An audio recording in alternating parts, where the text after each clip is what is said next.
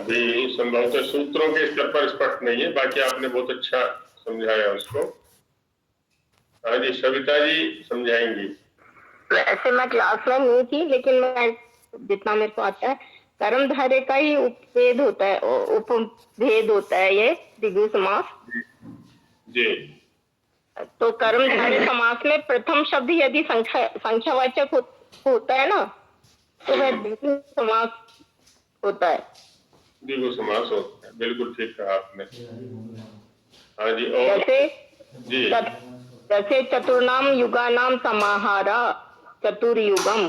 चतुर्युगम या चतुर्युगी दोनों बन जाएंगे जी।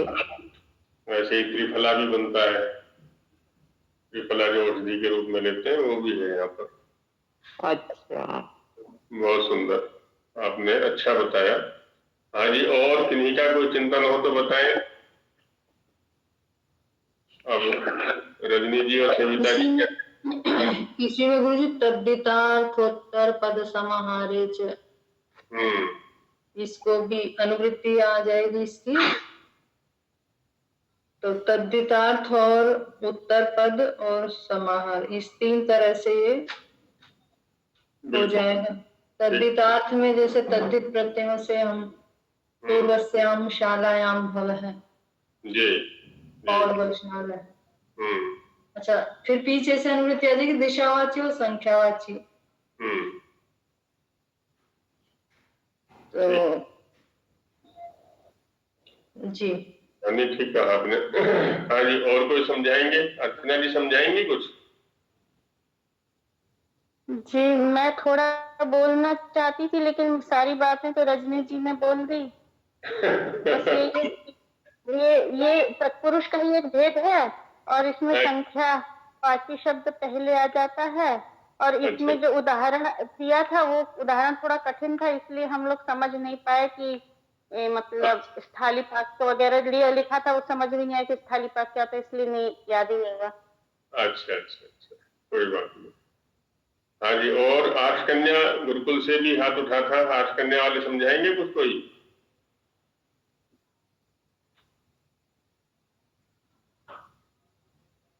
अब नहीं बोल रहे, पहले हाथ तो उठाया था, कुछ पूछने के लिए हाथ उठाया होगा लगता है। इसमें जो है ना 3 सूत्र हैं, थोड़ा रजनी जी ने समझाने का प्रयास किया है। एक तो है द्विगुश्च, एक है तद्धितार्थोत्तर पद समाहारे च, और एक है संख्या पूर्व द्विगु। इसमें से जो द्विगुश्च सूत्र है वह संज्ञा सूत्र है, विधि सूत्र नहीं है ना। द्विगु समास की तत्पुरुष संज्ञा करता है, ये किसी समास का विधान नहीं करता, अपितु द्विगु समास की तत्पुरुष संज्ञा करता है। और जो संख्या पूर्व द्विगु है वो भी संज्ञा सूत्र है, वो भी किसी समास का विधान नहीं करता है। समास का विधान करने वाला जो सूत्र है वो इससे पूर्व वाला है, तद्धितार्थोत्तर पद समाहारे च। ये समास का विधान करता है, विधि सूत्र है ये। और इस सूत्र के द्वारा जिस समास का विधान किया जाता है उसमें जो संख्या पूर्व पद वाला समास है उसको द्विगु कहते हैं। ये संख्या पूर्व द्विगु ने बताया, इसलिए ये संज्ञा सूत्र है, विधि सूत्र नहीं। तो द्विगुश्च संज्ञा सूत्र, संख्या पूर्व द्विगु संज्ञा सूत्र, तद्धितार्थोत्तर समाहारे च ये विधि सूत्र, समास का विधान करता है। चलिए, हाँ जी, और क्या रजनी जी कुछ पूछना चाह रही थी? बोलिए जी। आख्यात और धातु, नाम आख्यात उपसर्ग। हाँ जी, तो रजनी जी का प्रश्न स्पष्ट हो गया? जलवायु पहले द्वंद्व कर लिया हमने जलवायु में, फिर कर्मधारय कर लिया शुष्क जलवायु। अब शुष्क जलवायु और वर्षण का। हाँ, अब शुष्क जलवायु का वर्षण के साथ में सप्तमी तत्पुरुष करते हैं अभी, क्योंकि यदि विशेष्य स्पष्ट हो जाए कि इसका प्रयोग किसके लिए हो रहा है तब और अधिक स्पष्टता समास में हो सकती है। नहीं तो सामान्य रूप से शुष्क जलवायु में वर्षा का होना, ऐसा कुछ भाव हो सकता है इसका। जी।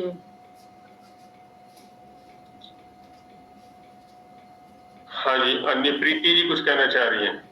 जी प्रीति जी। प्रणाम आचार्य जी। जी। आचार्य जी, मैं मतलब पीछे जो 2-3 क्लासेस हुई थी वो मैं ले नहीं पाई, पर फिर भी थोड़े से प्रश्न है मेरे 1-2, वो बता दो। जैसे जो द्विगु समास है उसमें उत्तर पद की प्रधानता होगी या पूर्व पद की प्रधानता होगी? अन्य पद। हाँ राकेश जी, प्रश्न मुझसे है, जब आपसे करेंगे तो आप बोलिएगा। अभी मेरी परीक्षा की घड़ी है, तो वहां पर क्या देखना है ना, सामान्य रूप से तत्पुरुष में चर्चा हमारी हुई थी, उत्तर पदार्थ प्रधान तत्पुरुषा। समास में उत्तर पदार्थ की प्रधानता होती है, लेकिन द्विगु की अपनी 3 परिस्थितियां हैं, जैसे हमने परसों चर्चा की थी। तद्धितार्थ में द्विगु होता है, उत्तर पद के परे रहते द्विगु होता है, और समाहार में द्विगु होता है। तो जब समाहार में द्विगु है तो समाहार की प्रधानता हो, और जब उत्तर पदे द्विगु है, मैंने संकेत किया था कि यह त्रिपद बहुव्री है, 3 पदों में एक साथ बहुव्री करते हैं। इसका मतलब अन्य पदार्थ क्या प्रधानता है, क्योंकि बहुव्री में अन्य पदार्थ प्रधान होता है। और बात तद्धितार्थ है द्विगु की, तो यह तद्धितार्थ की प्रधानता है। अन्य तत्पुरुषों की अपेक्षा इस जो द्विगु तत्पुरुष है इसकी थोड़ी विलक्षणता है। तो एक जगह पर तद्धितार्थ की प्रधानता, दूसरे स्थान पर अन्य पदार्थ की प्रधानता, तीसरे में समाहार की प्रधानता, ऐसा रहेगा। उदाहरणों में समझाओ बहन जी, या स्पष्ट हो गया है? आचार्य जी एक बार और बता दो। समाहार की प्रधानता, समाहार अर्थ की प्रधानता, एक तद्धितार्थ की प्रधानता। हाँ, जैसे तद्धितार्थ में एक एक उदाहरण का ले लेते हैं, उस दिन के उदाहरण मैंने बताए थे ना। जैसे अष्टानाम अध्यायानाम, नहीं ये तो समाहार में चला गया, पहले तद्धितार्थ में लेते हैं। पंचानाम नापितानाम अपत्यम, 5 नाई की संतान, पंचानाम नापितानाम अपत्यम, तो 5 नाई की संतान। अब यहाँ पर क्या है ना तो पंच की प्रधानता है, ना ही नापित की प्रधानता है, अपितु अपत्यार्थ की प्रधानता है। तो 5 नापिती ही जो शब्द है वो अपत्य को कहेगा। और तद्धितार्थ में जो द्विगु, इसमें उत्तर पदे द्विगु है, पंच नावः प्रियाः यस्य,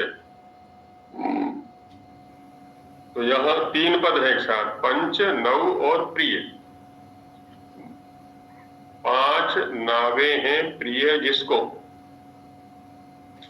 तो यहाँ देवदत्त आदि जो अन्य पदार्थ है उसकी प्रधानता है। पंच नावः प्रियाः यस्य, तो यस्य है ना, जिसको प्रिय है उसकी प्रधानता होगी। और ऐसे ही अष्टानाम अध्यायानाम समाहारः, 8 अध्यायों का जो समाहार माने समुदाय है, या उसकी प्रधानता होगी। तो इस प्रकार से ये अन्य है जो पुरुष विलक्षण हो जाता है। जी हो गया प्रीति जी का? जो अन्य अर्थ में, जहाँ पे अन्य अर्थ की प्रधानता होगी वहाँ हमारी चॉइस होगी, हम द्विगु भी कर सकते हैं और त्रिपद बहुव्री भी कर सकते हैं। नहीं, उत्तर पदे द्विगु वाली स्थिति जो बनती है वो त्रिपद बहुव्री में ही बनती है। उत्तर पदे द्विगु, उत्तर पद के परे रहते, क्योंकि ये उत्तर पद के परे रहते पूर्व जो 2 पद है उनकी द्विगु संज्ञा करता है। जैसे पंच नाव प्रिया, ये समस्त पद बना हमारा, तो यहाँ पर पंच नव इसकी द्विगु संज्ञा हुई, प्रिय सहित की द्विगु संज्ञा नहीं है। प्रिय तो उत्तर पद है, परे रहते, पंच नव की द्विगु संज्ञा है यहाँ पर। अवान्तर कुछ कार्य करने हैं अंदर के, तो इसलिए इसकी द्विगु संज्ञा कर दी। वस्तुतः ये समुदाय के स्तर पर त्रिपद बहुव्री है, 3 पदों का बहुव्री समास है, ऐसा है। राकेश जी कुछ कहना चाह रहे हैं? वो आचार्य जी, वो रजनी जी का जो वाक्य है ना, वो मैं जरा पूछना चाहता था रजनी जी से। शुष्क जलवायु वर्षणम या वर्षण की तुलना में वाष्पीकरण क्या है, जरा पूर्ण जरा बतलाएं रजनी जी। रजनी जी वाक्य बोल दीजिए क्या था। रजनी जी चलो जी, शुष्क जलवायु वर्षण की तुलना में विभव वाष्पीकरण की अधिकता। विभव वाष्पीकरण की अधिकता। वाष्पीकरण की अधिकता। हाँ जी। अब है क्या है, जहाँ से ये शब्द उठाए जा रहे हैं वहां कुछ ये पारिभाषिक शब्द हैं। जी जी जी। तो पारिभाषिक शब्द तब समझ में आते हैं जब उस शास्त्र के अंदर ही जाकर के उनको समझे, पूरा समझना पड़ेगा जी। हाँ, कि वहाँ किस प्रसंग में इनका प्रयोग हो रहा है जी। हम शब्द के स्तर पर तो चिंतन कर सकते हैं, लेकिन उसके साथ न्याय नहीं कर पाएंगे जब तक उसको प्रकरण में ले जाकर के ना खोलें। ऐसा है। चलिए आगे बढ़ा जाए। और किन्हीं का कुछ है। अब संस्कृत में लिखना बंद कर दिया, पुराने हो गए सभी लोग। संस्कृत में लिख करके लाए कोई? पहले ये ला रहे थे आर्ष कन्या वाले कुछ लिख करके।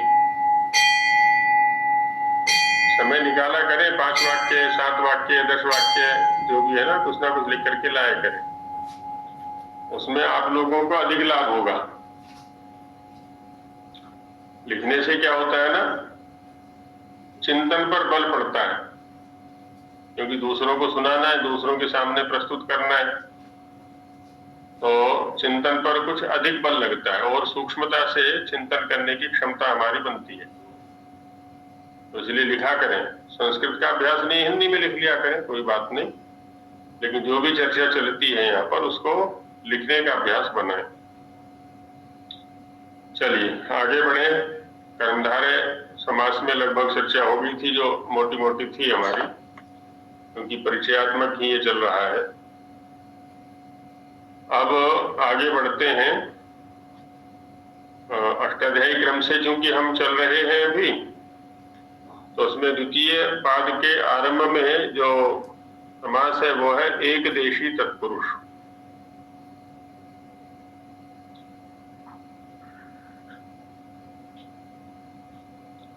एकदेशी तत्पुरुष को ही दूसरे लोग प्रथमा तत्पुरुष भी बोल देते हैं, क्योंकि यहाँ पर पूर्व पद में प्रथमा रहती है।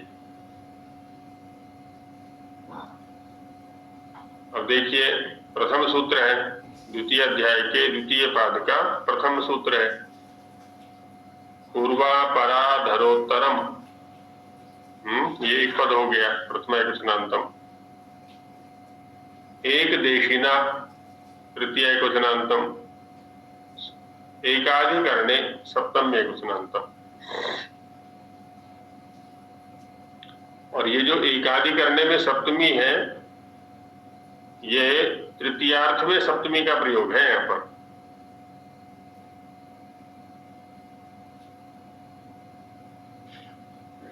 तो अब यहाँ पर जो पहले वाला पद है पूर्व, अपर, अधर, उत्तर, ये 4 शब्द उसके अंदर हैं, है ना। पूर्व, अपर, अधर और उत्तर,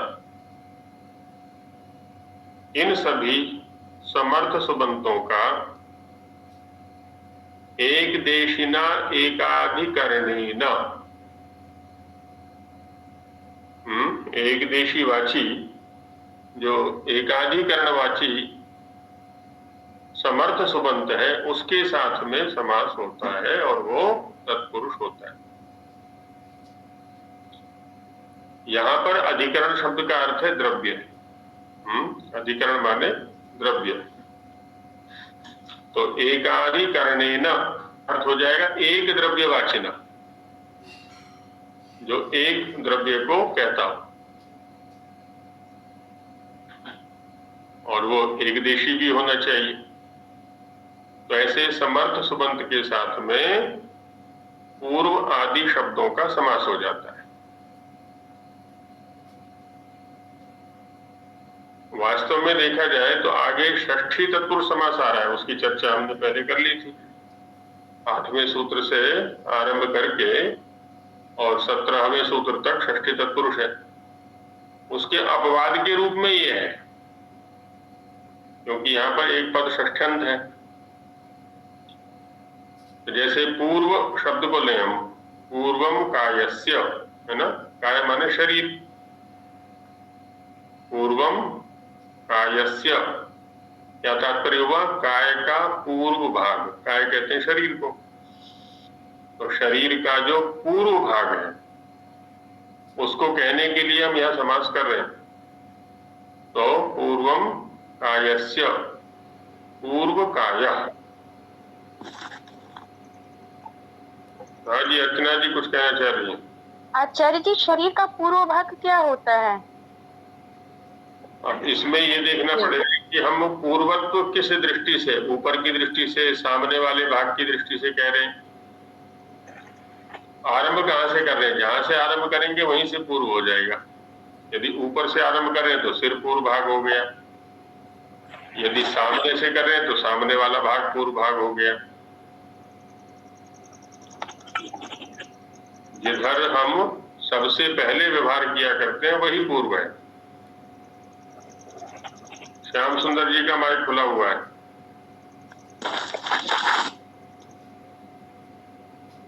तो पूर्वम कायस्य, पूर्व कायः। अब यह कायस्य षष्ठी है और पूर्वम ये प्रथमा है। यदि षष्ठी तत्पुरुष होना चाहिए था यहाँ पर, क्योंकि संबंध अवयवा अवयवी भाव संबंध है। यहाँ पर काय जो है वो अवयवी है और पूर्व जो है उसका अवयव है, तो षष्ठी तत्पुरुष होना चाहिए था, तो उसके अपवाद के रूप में इसको रखा हुआ है। तो पूर्वम, अब क्योंकि प्रथमांत है और पूर्व पद है ये, तो इसलिए दूसरे लोग इसको प्रथमा तत्पुरुष बोल देते हैं, विभक्ति निमित्तक तत्पुरुष के अंतर्गत ले जाकर। और यहाँ एक देशी, अब यहाँ जो है जैसे हमने किया पूर्वम क्या है कायस्य, हम कह सकते हैं पूर्वम वनस्य, पूर्वम विद्यालयस्य, पूर्वम नगरस्य, पूर्वम ग्रामस्य, जो भी है कुछ भी ले सकते हैं। तो पूर्वम पुस्तकस्य जी, पूर्वम पुस्तकस्य बिल्कुल कह सकते हैं, पूर्वम ग्रंथस्य। पर ध्यान ये रखना है हमें कि जो उत्तर पद है वो एक द्रव्य को कहने वाला होना चाहिए। अब जैसे हम कहने लगे पूर्वम छात्राणाम, अब छात्राणाम क्या हो गया? ये अनेक द्रव्यों को कहने वाला हो गया। अब यह समास नहीं होगा क्योंकि वो एक द्रव्यवाची नहीं है, अनेक द्रव्यवाची हो गया। तो पूर्व कायः, अपर कायः, अधर कायः, उत्तर कायः। अधर कहते हैं नीचे वाले को, उत्तर कहते हैं उत्तर वाले को, और अपर पीछे वाला, पूर्व सामने वाला या पहले वाला। ऐसे हो जाता है।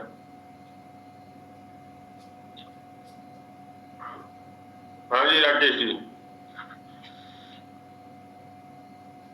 आचार्य जी, जी आपने सप्तमी ये भाई षष्ठी के रूप में मतलब इसको प्रयोग किया गया, ये जो एकाधिकरण है उसका प्रयोग षष्ठी के रूप सप्तमी के रूप में किया गया है। हाँ जी, एकाधिकरण ने जो समस्त इसमें सूत्र के अंदर पद है वो सप्तमी एक वचन है जी जी, लेकिन जो अर्थ की योजना है वो तृतीया में लगेगी। एकाधिकरण वाचिना, एक द्रव्य वाचिना तृतीया में लगेगी। तो इसलिए मैंने कहा था कि यह तृतीयार्थ में सप्तमी का प्रयोग है। अच्छा अच्छा अच्छा जी। आर्ष कन्या वाले क्या पूछ रहे हैं? आर्ष कन्या वाले कुछ पूछ रहे हैं, हाथ खड़ा करते हैं या भूल से खड़ा कर देते हैं? ये आचार्य जी, एक बार एकाधिक का अर्थ बता दीजिए ना। एकाधि नहीं, एकाधिकरण। अधिकरण माने द्रव्य। एकम च तद अधिकरणम एकाधिकरणम तेन अधिकरणम द्रव्यम। एक द्रव्यवाची, ऐसा है यहाँ पर। ये अधिकरण का द्रव्य भी अर्थ होता है। जी आचार्य जी, लेकिन प्रसिद्ध अर्थ तो वो हम लोग जो सप्तमी में अधिकरण, वैसा वाला अर्थ हमारी समझ में ज्यादा आता है। ये जो प्रसिद्ध शब्द है ना, ये भी सापेक्ष है बहन जी। जिन परिस्थितियों में हम रहते हैं, जिस देश में हम रहते हैं, उस देश, उन परिस्थितियों, उस काल में जो शब्द जिसके लिए अधिक प्रचलन में है, वो हमारी दृष्टि से या श्रोता की दृष्टि से वो प्रसिद्ध है। अब आप चले जाएं किसी अन्य प्रदेश में अपने शब्द को लेकर के, अपने अर्थ वाले अपने शब्द को लेकर के, तो आवश्यक नहीं है कि आपके पास जो शब्द जिस अर्थ में है दूसरे प्रांत में भी उसी अर्थ में होगा। उस अर्थ के लिए कोई दूसरा शब्द भी हो सकता है और आप वाले शब्द का कोई दूसरा अर्थ भी हो सकता है। आप वहां जाके कहें कि जी इस अर्थ में तो कभी हमने इस शब्द का प्रयोग सुना ही नहीं, इस अर्थ का, इस शब्द का जो प्रसिद्ध अर्थ है वो तो ये है। तो ये परिस्थिति लगभग प्रत्येक व्यक्ति के साथ और प्रत्येक शास्त्र के साथ हुआ करती है। शास्त्रों के स्तर पर भी अर्थभेद हो जाता है शब्दों में, और देश के भेद से, स्थान के भेद से भी शब्दों के अर्थ में भेद हो जाता है। अब यहाँ अष्टाध्यायी के अंदर ही आधारोधिकरणम, वो तो अधिकरण है ही, तो आपने उसी को दृष्टि में रख करके प्रयोग किया कि अधिकरण शब्द का तो आधार अर्थ में ज्यादा प्रसिद्धि है। लेकिन पाणिनि ने तो यहाँ पर भी प्रयोग किया हुआ है, विप्रतिषिद्धम चान अधिकरणवाची, वहां पर भी अधिकरण शब्द है, यहाँ पर भी अधिकरण शब्द है, समानाधिकरण में भी अधिकरण शब्द है। तो ये इन सभी अर्थों में इस अधिकरण शब्द का प्रयोग रहा है। तो ऐसा हो जाएगा ये। तो षष्ठी तत्पुरुष का ये अपवाद है। षष्ठी तत्पुरुष में तो षष्ठ्यंत जो पद होगा उसका पूर्व में प्रयोग होगा, और यहाँ एकदेशी तत्पुरुष में प्रथमांत का पूर्व में प्रयोग होगा, जबकि षष्ठ्यंत का उत्तर पद में प्रयोग होगा। ऐसा रहेगा। अब देखिए उसी से अगला सूत्र है, बहुत अच्छा सूत्र है, अर्धम नपुंसकम। अब इसमें एक देशिना एकादि करने की अनुवृत्ति है ऊपर से, बाकी पहले वाले जो पद हैं वो तो चल ही रहे, समर्था पद विधि, सुप, सह, सुपा, तत्पुरुषा, विभाषा आदि वो सब चल रहे हैं। और यहाँ पर दो पद प्रथम सूत्र से चल रही है, एक देशिना एकादि करने। तो अर्थ हो जाता है यहाँ पर अर्धम इत्येतत् नपुंसक लिंगम एक देशिना अधिकरण एकाधिकरणवाचिना सह विभाषा समस्यते तत्पुरुषस्य समासो भवति। अब देखिए यहाँ पर अर्धम शब्द का नपुंसक विशेषण दिया हुआ है, और हमारी चर्चा पहले चली थी कि विशेषण कहाँ दिया जाता है, संभव और व्यभिचार होने पर। अर्ध शब्द नपुंसक लिंग में संभव भी होना चाहिए, तभी नपुंसक विशेषण देना सार्थक होगा। और अर्ध शब्द का नपुंसक से अन्य लिंग में भी प्रयोग होना चाहिए, स्त्रीलिंग या पुल्लिंग में, तब नपुंसक विशेषण देना संभव होगा। तो अर्ध शब्द का नपुंसक से अन्यत्र प्रयोग होना ये व्यभिचार हो गया। अर्ध शब्द का नपुंसक लिंग में प्रयोग होना ये संभव हो गया। यदि संभव नहीं होगा तो भी अर्थ ये नपुंसक विशेषण नहीं बन पाएगा। और व्यभिचार माने लक्ष्य से अन्यत्र प्रवृत्ति होना, नहीं होगा तो भी विशेषण संभव नहीं होगा। अब यह नपुंसक विशेषण दे दिया इन्होंने, तो इसने कहा कि नपुंसक लिंग विशिष्ट शब्द है उसका एक देशी एकाधिकरण के साथ में समास होता है। अब यहां जब नपुंसक लिंग में होगा तब अर्ध शब्द ठीक आधे को कहने वाला होता है ना। जिस भी द्रव्य को हम लेंगे उसका ठीक आधा, कोई एक केला लिया हमने तो केले को ठीक मध्य भाग से काट दिया तो दो टुकड़े हो गए आधे आधे, तो वहां पर नपुंसक लिंग अर्ध शब्द जाएगा। तो केले को संस्कृत में क्या कहते हैं? कदली फलम। कदली फलम।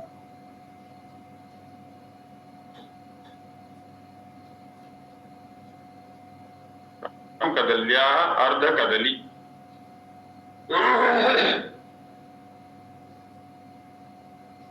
तो ये क्या होगा? कदली का ठीक आधा भाग। अच्छा, अर्ध शब्द को यदि पुल्लिंग में ले ले तो अब ये उत्तर पद के रूप में चला जाएगा और ठीक आधे को नहीं कहेगा, लगभग आधे को कहेगा। तब समास बनेगा हमारा कदल्या अर्धा, कदल्यर्था। अब षष्ठी तत्पुरुष हो गया, क्योंकि षष्ठी तत्पुरुष का अपवाद है। तो अर्ध शब्द नपुंसक लिख रहा तो पूर्व पद में जाएगा और पूर्व पद में रहते हुए ये ठीक आधे अर्थ को कहेगा। और उत्तर पद में जाएगा पुल्लिंग होगा और पुल्लिंग होगा तो ठीक आधे को नहीं कहेगा, लगभग आधे को कहेगा। तो कदल्यर्था ये बनेगा वहां पर। तो ऐसे यहाँ पर और भी समास है, ये इनको भी देख सकते हैं। इसी प्रकार से सब में ये व्यवस्थाएं हैं अलग अलग। आचार्य जी आपने एक और शब्द तो जी तो वो अभी थोड़ा सा स्पष्ट नहीं हो पाया। हाँ जी, अब जैसे हमारा जो प्रसंग चल रहा है वो अर्धम नपुंसकम का चल रहा है और पीछे हमारी चर्चा चल रही थी कि विशेषण का प्रयोग वहां होता है जहां उस अर्थ का संभव भी हो, संभव माने होना, और उस अर्थ से अन्यत्र भी प्रिय चाहिए। तो अन्यत्र प्रयोग होना ये विचार और उसकी स्वयं की अपनी सत्ता होना ये संभव। तो अर्ध शब्द यदि केवल पुल्लिंग होता है, नपुंसक होता ही नहीं, तो भी नपुंसक विशेषण नहीं बन सकता। जब अर्ध शब्द नपुंसक होता है तो नपुंसक विशेषण कैसे दे सकते हैं? तो संभव होना चाहिए। और अर्ध शब्द यदि केवल नपुंसक लिंग होता है, अन्य लिंग वाला होता ही नहीं, तो भी विशेषण नहीं बनेगा। अन्य लिंग में भी इसका प्रयोग होना चाहिए। तो नपुंसक से अन्यत्र वृत्ति होना, व्यवहार होना, ये व्यभिचार हो गया। नपुंसक से इसकी सत्ता होना ये संभव हो गया। तो अर्धम को हम विशेषण मान रहे हैं। जी आचार्य जी धन्यवाद। अर्धम विशेष्य है, नपुंसकम विशेषण है। जी अर्धम विशेष्य है। जी हाँ जी, हाँ जी। जैसे नील कमलम उदाहरण हमने उस दिन लिया था, यदि कमल नीला बिल्कुल भी नहीं होता तो नील विशेषण नहीं बन सकता कमल का। जब होता ही नहीं नीले रंग का तो विशेषण कैसे बना देंगे? और यदि अन्य वर्ण का नहीं होता, केवल नीला ही होता है, तो भी विशेषण नहीं बनेगा। जब कमल होता ही नीला है तो विशेषण किस लिए देना? कमल कहते ही नीला ही कमल आएगा। तो कमल नीले रंग का भी होना चाहिए, ये संभव। नीले रंग से अन्य रंग वाला भी होना चाहिए, ये व्यभिचार। तो ये सर्वत्र विशेषण के प्रसंग में देखना चाहिए। और यदि एक ही है तब विशेषण नहीं लगेगा वहां पर।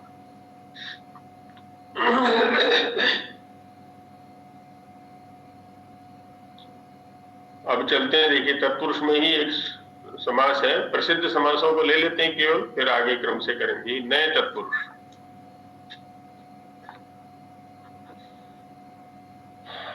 इसमें पूर्व पद में होता है और नए अनेक अर्थों में आता है।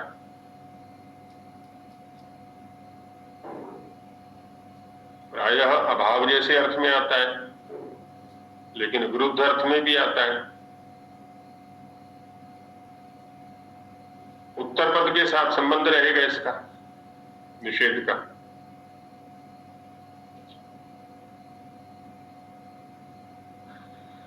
आवश्यक नहीं है कि उत्तर पद के साथ ही संभव हो, प्रायः उत्तर पद के साथ संबंध रहेगा। कभी उत्तर पदार्थ के साथ संबंध होता है और कभी क्रिया के साथ भी संबंध होता है नए का।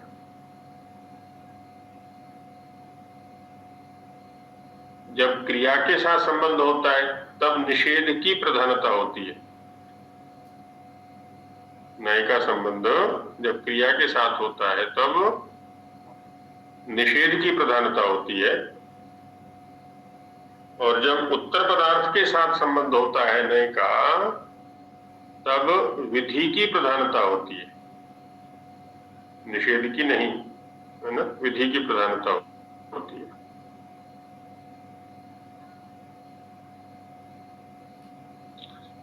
जैसे एक उदाहरण लेते हैं हम प्रसिद्ध,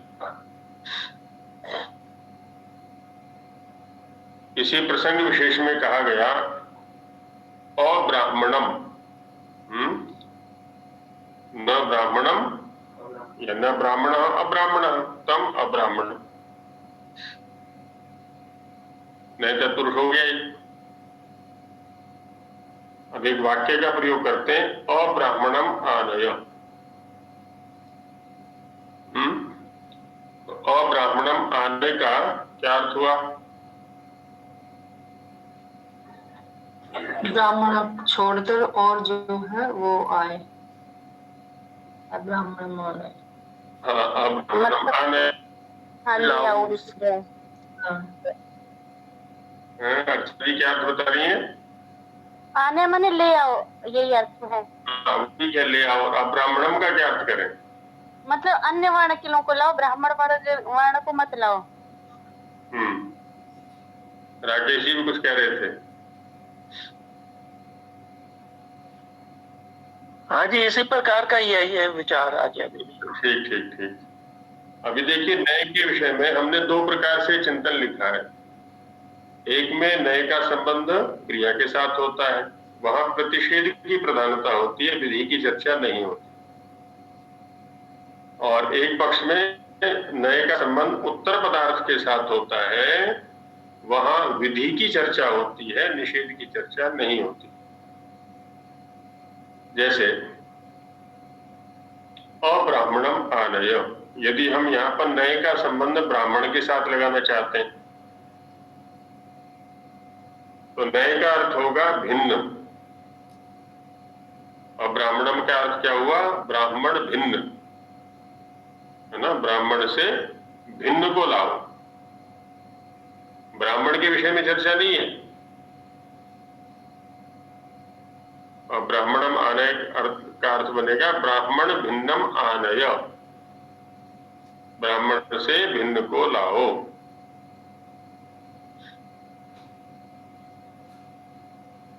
ब्राह्मण हो तो आ जाए, कोई बात नहीं, भेद नहीं है ब्राह्मण का यहाँ पर, लेकिन ब्राह्मण से भिन्न अवश्य आने चाहिए।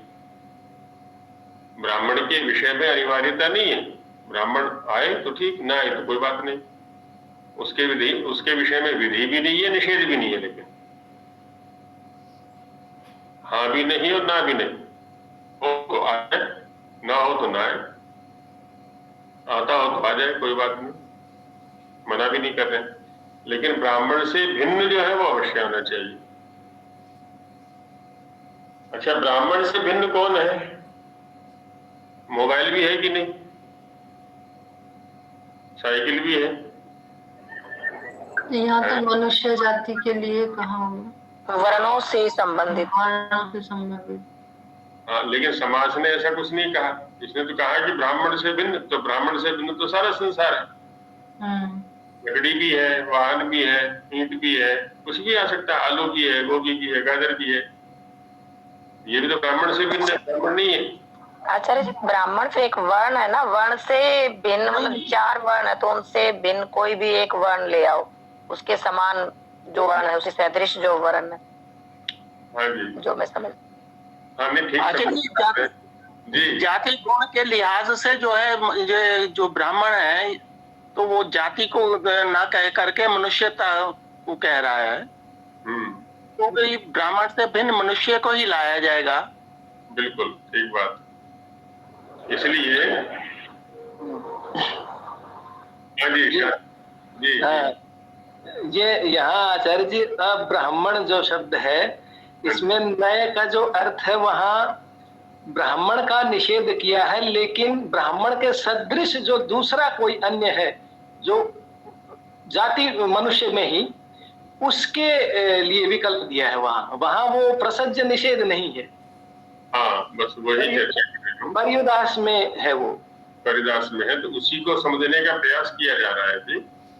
क्योंकि कई लोगों ने जब अर्थ किया था उसमें ये भी कह दिया था कि ब्राह्मण को नहीं लाना, तो नहीं लाना है अर्थ इस पक्ष में नहीं घटेगा, क्योंकि मना है ही नहीं वहां पर। ब्राह्मण भिन्न ब्राह्मण सदृश, जब उत्तर पद के साथ में नए का संबंध होता है तो वहां पर तद भिन्न तद सदृश का बोध होता है। तद भिन्न माने जिसके साथ में नए का संबंध है, जैसे ब्राह्मण के साथ में नए का संबंध है, तो ब्राह्मण से भिन्न और साथ ही ब्राह्मण के सदृश कोई मनुष्य होना चाहिए। पशु आदि नहीं लाया जाएगा, कोई ढेला आदि नहीं लाया जाएगा वहां पर। तो ब्राह्मण भिन्न ब्राह्मण सदृश, अब इसको हम कहीं भी लेके जा सकते हैं। आचार्य जी, हाँ जी, परंतु नए जो सूत्र है वो तो निषेध अर्थ में ही कह रहा है ना।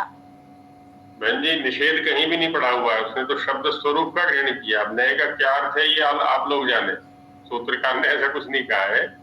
उसने तो कहता है नय नय इत्येतत् सुबंतम अन्येन सुबंतेन स समस्यते तत्पुरुषस्य समासो भवति। उसने तो केवल इतना कहा है, अर्थ की ओर कोई संकेत नहीं है।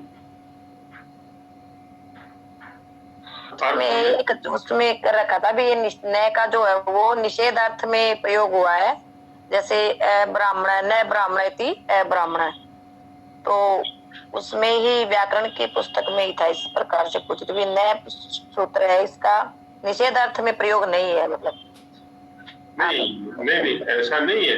नए के अनेक अर्थ होते हैं, उनमें से निषेध भी एक अर्थ है जो कि लगभग प्रसिद्ध है। और इसका मतलब ये नहीं कि केवल नए का केवल निषेध ही अर्थ है, ऐसा बिल्कुल भी नहीं। यदि ऐसा अर्थ होता तो किसी भी, जैसे असत्य है तो न सत्य इति असत्य, तो इसमें फिर क्या हुआ, इसका भाव क्या निकला? मतलब इसमें हाँ, बिल्कुल ठीक कहा आपने। असत्य है, अज्ञान है, अविद्या है, यहाँ पर भी नए का प्रयोग हो रहा है ना। तो यहाँ पर जो असत्य आदि में नए का प्रयोग है वो सत्य से भिन्न या सत्य का विरोधी, ऐसा तो नहीं ना कि अभाव है पूरी तरह से। अविद्या माने विद्या की विरोधी, अभाव को नहीं कहना चाह रहे। उस व्यक्ति के अंदर अविद्या है, जब ये कहा तो किसी की सत्ता को स्वीकार किया जा रहा है। वहां पर व्यक्ति के अंदर अविद्या भरी पड़ी है, ये कहते हैं हम। अब एक तरफ तो कहें कि निषेध किया जा रहा है और दूसरी ओर कहें कि सत्ता को स्वीकार कर रहे हैं। यदि अविद्या शब्द अभाव को कहता है, निषेध को कहता है, तो क्या पड़ा है फिर वहां पर? वहां तो कुछ है ही नहीं। तो विद्या की जो विरुद्ध स्थिति है वो भरी पड़ी है। यहाँ पर विरुद्ध अर्थ में नए का प्रयोग है। अज्ञान में भी यही बात है, विग्रह वही करेंगे, न विद्या अविद्या, न ज्ञानम अज्ञानम। लेकिन यहाँ पर जो न का अर्थ है वो विरुद्ध है ना, विरुद्ध विद्या, विरुद्ध ज्ञान, विपरीत, जिसको विपरीत भी कह सकते हैं। तो जब ब्राह्मण के साथ में हमने नए का संबंध लगाया तो क्या अर्थ बना? ब्राह्मण भिन्न ब्राह्मण सदृश, तद भिन्न तद सदृश, इस अर्थ में नए का प्रयोग यहाँ पर हुआ। अब इसी नए का प्रयोग हम क्रिया के साथ लगा लेते हैं एक बार। वाक्य था हमारा ब्राह्मण अब्राह्मणम आनय। अब क्या करेंगे हम? ब्राह्मणम न आनय, नए का संबंध क्रिया के साथ लगा दिया। ब्राह्मणम न आनय। अब विधि पर बल नहीं है, किसको लाना है इसकी बिल्कुल चर्चा नहीं की जा रही। निषेध पर बल है। क्या? ब्राह्मण को नहीं लाना है। पहले था ब्राह्मण भिन्न ब्राह्मण सदृश को लाना है, ब्राह्मण के विषय में कोई चर्चा नहीं, आता हो आए, ना आता हो ना आए, विधि भी नहीं है, निषेध भी नहीं है। यहां पर क्या है जी, ब्राह्मण भिन्न की कोई चर्चा नहीं है, ब्राह्मण के निषेध पर बल है, ब्राह्मणम न आनय, ब्राह्मण को नहीं लाना है। यहाँ पर नए का संबंध क्रिया के साथ लग गया, ब्राह्मण के साथ ना होकर के, तो निषेध पर बल हो गया। यहाँ पर ब्राह्मण को नहीं लाना, ब्राह्मणम न आनय। तो प्रसंग के अनुसार दोनों ही अर्थ हो सकते हैं, कहीं पर निषेध नए का संबंध क्रिया के साथ लग सकता है और कहीं पर नए का संबंध उत्तर पद के साथ लग सकता है। तो अब ब्राह्मणम, अब यहां पर उत्तर पद के रूप में दो प्रकार के शब्द मिल सकते हैं हमें। एक मिलेंगे हलादि शब्द, हल है आदि में जिनके, हल माने व्यंजन, जैसे ब्राह्मण शब्द हो गया, गौ शब्द हो गया, न गौ अगौ, न विद्यालय अविद्यालय, न जना अजना, है ना, आदि आदि। और कभी मिलेंगे हमें अजादि शब्द, अच है आदि में के, स्वरों में से कोई वर्ण आदि में हो सकता है, जैसे जिनके अश्व शब्द है, अश्व, न अश्वः अनश्वः। जब हलादि शब्द होगा उत्तर पद में तब तो और लगेगा समास में, न के स्थान पर और का प्रयोग होगा, है ना। और ब्राह्मण अगौ, विग्रह करेंगे न से ही, न ब्राह्मण न गौ न जना न विद्यालय। तो हलादि शब्द के उत्तर पद रहते हुए अ का प्रयोग होगा समास में। और जब अजादि कोई उत्तर पद होगा तो अन शब्द लगेगा पूर्व पद में, अनश्वः, न अजः अनजः,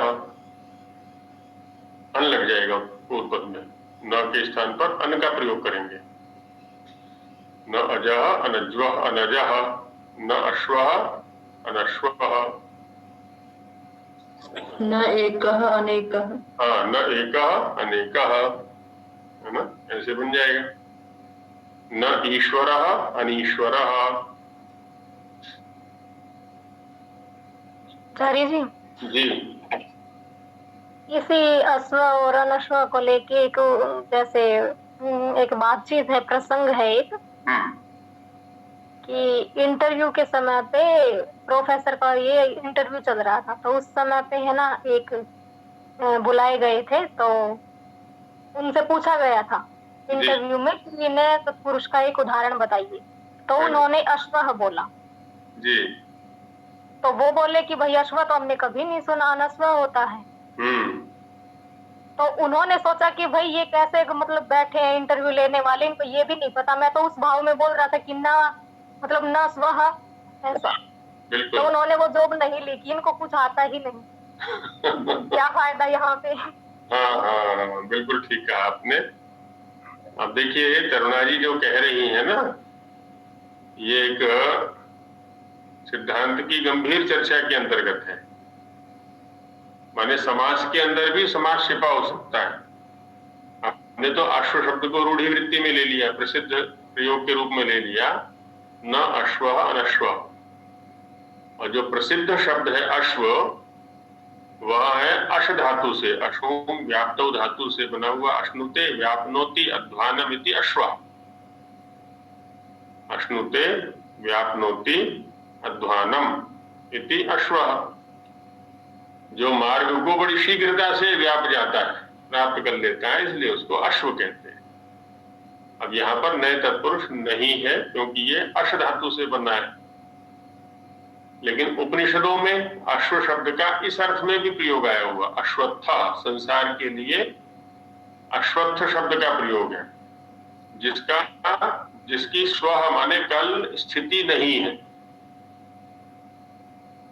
जिसकी कल स्थिति नहीं है, पता नहीं ना कल रहेगा कि नहीं रहेगा। या कहते प्रलय काल में नष्ट हो जाएगा। प्रलय काल भी तो कल हो गया, कल्पकाल आज हो गया और प्रलय काल कल हो गया।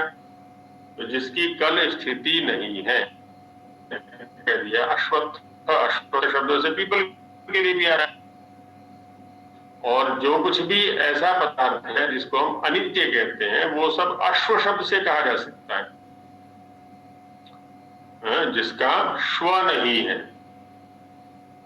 जिसका कल नहीं है, कल जिसकी सत्ता निश्चित नहीं है, नहीं माने निश्चित नहीं है, स्थिर नहीं है।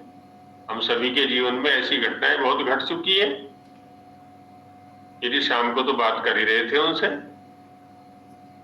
और आज सुबह सुबह सूचना मिली कि वो तो नहीं रहे। कल तो एकदम हंसते खेलते ही बात हुई हमारी उनसे पूरी तरह से, वो अच्छे प्रकार से भोजन किया है और अचानक ही चले गए जी। आदि बहुत सारी है।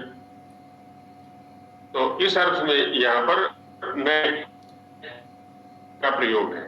जिस संघ में उनको बोला गया था इंटरव्यू लेने वाले, वैसे हो सकता है आप लोगों में भी इंटरव्यू लेने वाले हो कुछ। और हमारे आचार्य जी कहा करते थे कि जब कभी साक्षात्कार के लिए जाना हो तो ये समझो सामने वालों को कुछ नहीं आता। और वास्तविक स्थिति भी यही होती है लगभग, क्योंकि जो साक्षात्कार ले वो पढ़ना भूल चुके होते हैं। वो जब पढ़ रहे थे तभी पढ़ा था उन्होंने, और जब पढ़ाने लगे फिर पढ़ना भूल गए। और ये जो साक्षात्कार देने के लिए जा रहे हैं वो तो भी नया ताजा पढ़ा हुआ है सारा। तो जिनकी जितनी उपस्थिति इनकी होती है उनकी तो बहुत कम उपस्थिति होती है। तो वही कहा करते थे कि सामने वालों को एकदम मूर्ख समझो, तब तुम साक्षात्कार अच्छी प्रकार से दे पाओगे। खूब धड़ल्ले से बोलो जैसा भी है। तो इसका मतलब ये नहीं है कि हम उनका अनादर करें, अपमान करें, ऐसा कुछ नहीं है। वो लोग भी विज्ञ हैं, आदरणीय हैं हमारे लिए। तो सभी प्रसंग सबके लिए सदा उपस्थित नहीं भी रहते हैं, ऐसा भी हो जाता है।